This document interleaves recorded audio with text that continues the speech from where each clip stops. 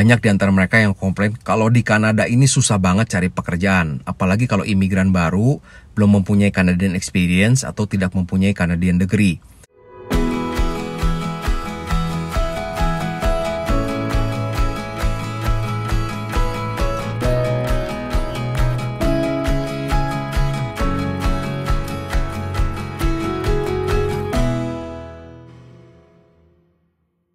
Halo guys, ketemu lagi nih dengan gua Darwin dalam channel pribadi gua Opini Darwin.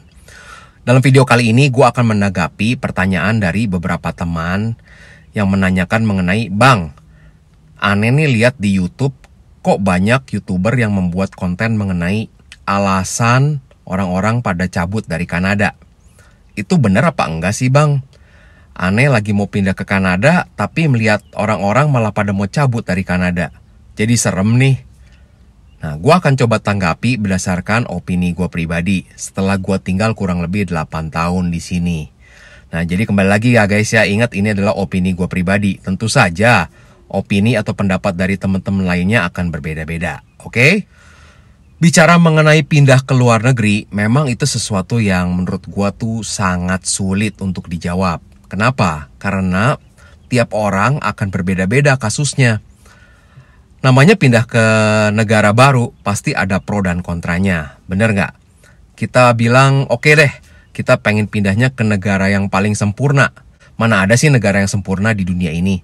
Kita bilang, kita mau pindahnya ke Singapura aja, lebih deket daripada Kanada. Oke, Singapura memang bener, secara distance deket banget ya, cuma 1 jam penerbangannya dari Jakarta. Hawanya juga mirip-mirip dengan Jakarta, kotanya bersih, negaranya maju. Tapi, kalian tahu nggak? Gua tuh punya banyak temen di sini ya, sesama orang Indonesia. Mereka itu dulunya sebenarnya sudah tinggal di Singapura. Akhirnya malah cabut ke Kanada. Alasannya kenapa? Karena nggak tahan dengan jam kerjanya yang sangat panjang di Singapura. Tiap hari udah lembur, Sabtu Minggu pun kadang-kadang harus kerja. Ada aja kan faktor minusnya ya. Ataupun ada beberapa teman di sini yang dulunya tuh udah sekolah di Australia, udah PR di Australia, atau udah kerja di Australia, malah cabut ke Kanada guys. Mereka bilang job opportunity-nya di Kanada lebih besar daripada di Australia. Tiap orang case-nya beda-beda. Jadi menurut gua, kita sebenarnya jangan terlalu termakan ya dengan video-video yang ada. Kalau bicara mengenai mau pindah ke luar negeri atau tinggal di luar negeri, sesuaikan aja dengan profil kalian. Kalian ini kira-kira akan lebih cocok ke negara mana nih? Kalian nih ternyata nggak suka hawa dingin. Ya udah, jelas jangan pilih Kanada. Atau kalian ingin pindahnya ke negara yang deket aja lah dengan Indonesia supaya kalau pulang kampung gampang.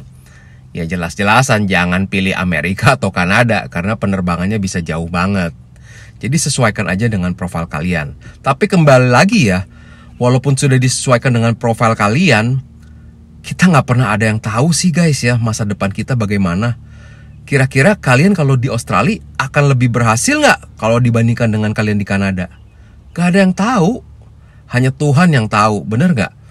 Nah jadinya ini sesuatu yang menurut gua YouTuber itu kadang-kadang membuat sesuatu yang berdasarkan opini mereka pribadi, lalu oleh beberapa orang yang nonton di generalisasi bahwa oh iya nih ternyata di Kanada itu nggak enak.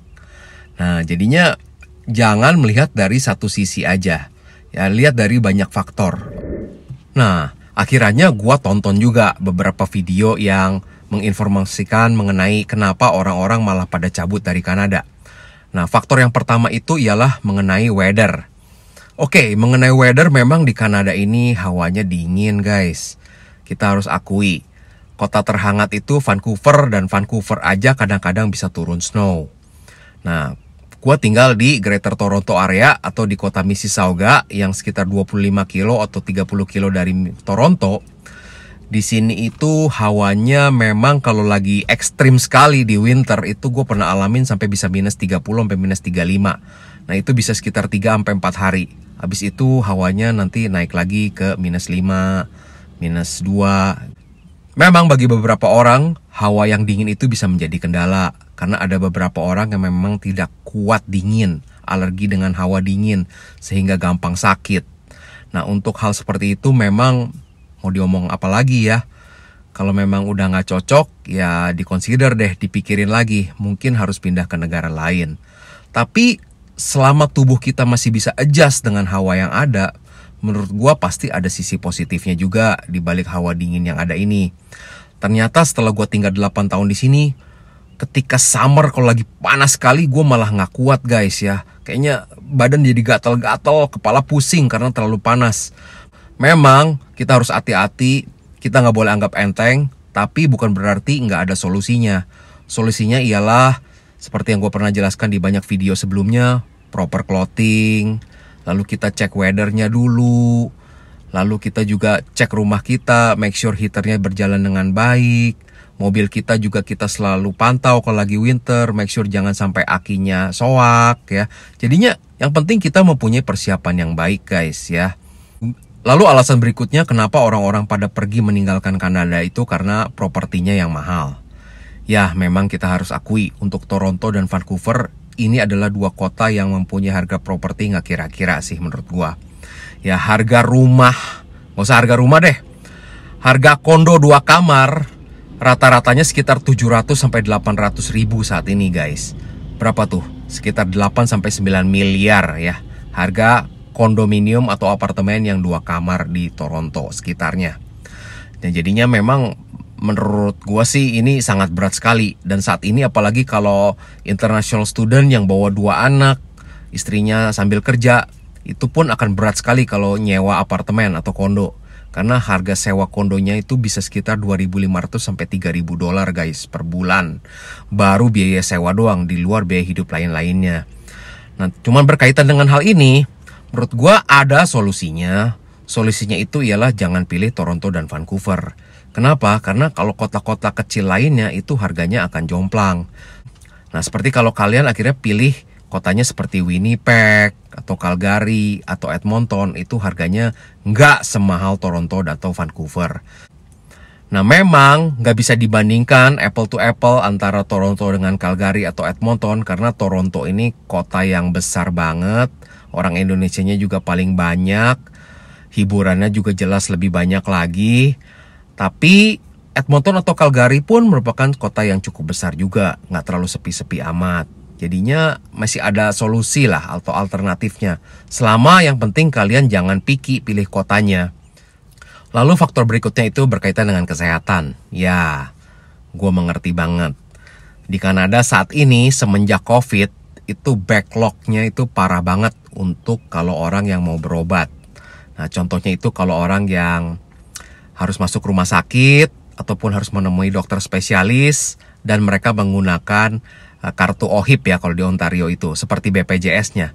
Nah untuk menunggu giliran sampai dipanggil oleh dokter spesialis itu bisa berbulan-bulan guys. Parah banget. Dan ini memang salah satu kendala dari di Kanada saat ini ialah kekurangan tenaga medis. Baik dokter maupun suster ya guys ya. Nah ini menjadi kendala yang cukup berat. Nah bagaimana solusinya untuk hal ini? Kembali lagi guys, itu kalau di kota-kota besar seperti di Toronto atau Vancouver. Dan di beberapa daerah yang ramenya ya, karena di situ itu rumah sakitnya itu penuh dengan pasien sehingga backlognya jadi parah. Nah kalau kalian berada di kota-kotanya yang lebih kecil, nah di kota-kota yang lebih kecil itu rumah sakitnya nggak separah atau nggak serame di Toronto atau Vancouver di downtownnya. Nah jadinya waiting time-nya harusnya nggak separah di Toronto atau Vancouver. Jadi untuk hal ini solusinya menurut gue sih itu aja sih ya. Gua nggak bisa kasih solusi lainnya karena memang kondisinya saat ini ya seperti itu. Jadi ya faktor ini memacu gua untuk ya udah saat ini gua usahakan untuk lifestyle-nya lebih sehat lagi.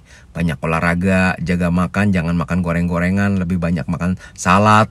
Faktor berikutnya ialah berkaitan dengan pekerjaan. Banyak di antara mereka yang komplain kalau di Kanada ini susah banget cari pekerjaan. Apalagi kalau imigran baru, belum mempunyai Canadian experience atau tidak mempunyai Canadian degree. Katanya emang susah banget. Bener nggak? Gua alamin guys. Seperti gua pernah share di banyak video sebelumnya. Gua dulu sampai lamar ratusan kali pun nggak dapet. Akhirnya gua dapet kerja dan gua harus downgrade dari nol lagi ya, bekerja sebagai co-op student. Memang sih ada beberapa profesi yang susah banget di sini untuk bisa kita jajaki guys.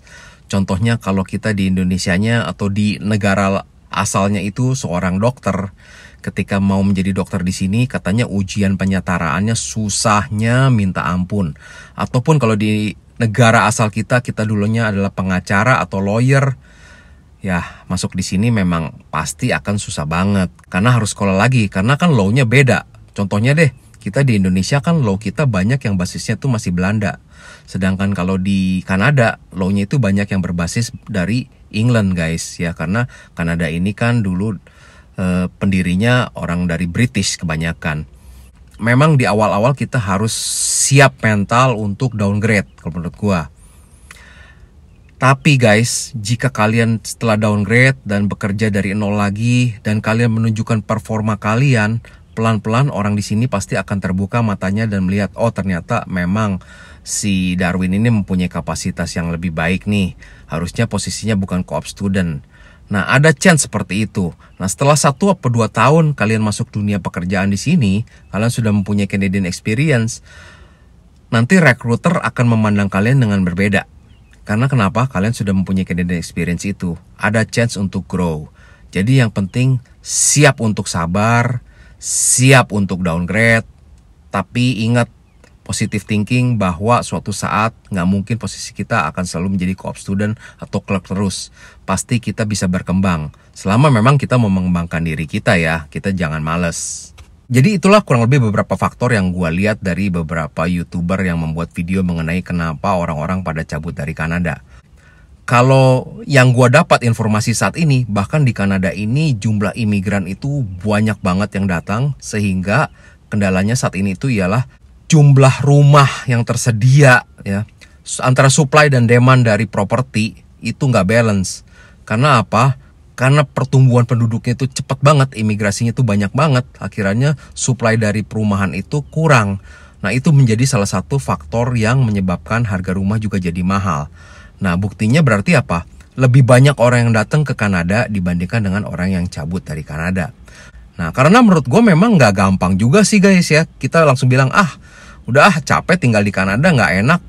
Karena memang tergantung dari profil kita dulu. Profil kita setinggi apa, sehingga kita bisa dengan mudah bilang udah gue bosen di Kanada nih, kayaknya karir gue nggak akan berkembang, hawanya dingin nggak enak, gue mau pindahnya ke US aja.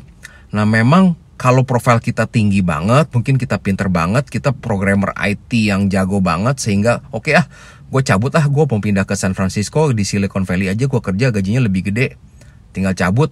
Ya kalau profil kalian memang setinggi itu ya udah, tentu saja mungkin nasib kalian akan lebih baik lagi kalau di San Francisco ya, karena kan di situ di Silicon Valley itu banyak company IT raksasa di situ. Nah jadi kalau gua sih pribadi ya, umur gua juga udah kepala 4, lalu secara karir gua juga orang yang medium aja ya, nggak tinggi nggak rendah posisinya.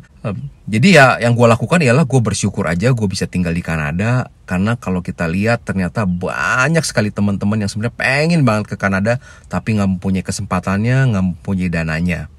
Nah jika kita sampai bisa tinggal di Kanada, ya kita syukuri. Menurut gue sih itu aja sih. Nah jadi ya itu salah satu kunci gue untuk bisa bertahan hidup di Kanada, ialah bisa bersyukur akan keadaan yang ada saat ini. Nah jadinya kurang lebih seperti itu aja sih guys ya, tanggapan gua kepada teman-teman yang menanyakan kenapa sih orang-orang pada cabut dari Kanada. Dan yang kedua, menurut gua sih ingat aja guys ya, namanya YouTuber kadang-kadang ketika mereka membuat konten, mereka ingin membuat konten yang heboh, yang menakutkan, menggetarkan, supaya banyak orang yang menonton. Jadi nggak tahu itu sebenarnya murni dari hati dia apa enggak tuh menyampaikan informasi-informasi seperti itu. Jadi kalian smart lah dalam memilih video-video yang kalian akan tonton. Karena video yang kalian tonton itu bisa malah mempengaruhi kepada pemikiran kalian, dan akhirnya kalian bisa salah mengambil keputusan guys ya. Kembali lagi ya guys ya, ingat bahwa gua ini bukan agen imigrasi, gua bukan agen edukasi, gua bukan agen tenaga kerja, gua tidak memberikan legal opinion, gua hanya mengekspresikan apa yang menjadi opini gua pribadi. Nah jika menurut kalian ada beberapa komentar gua yang salah ataupun ada yang kurang, tolong ditambahkan di komentar di bawah ini. Oke, terima kasih ya guys ya sudah menonton video ini. Sampai jumpa di video berikutnya. Bye.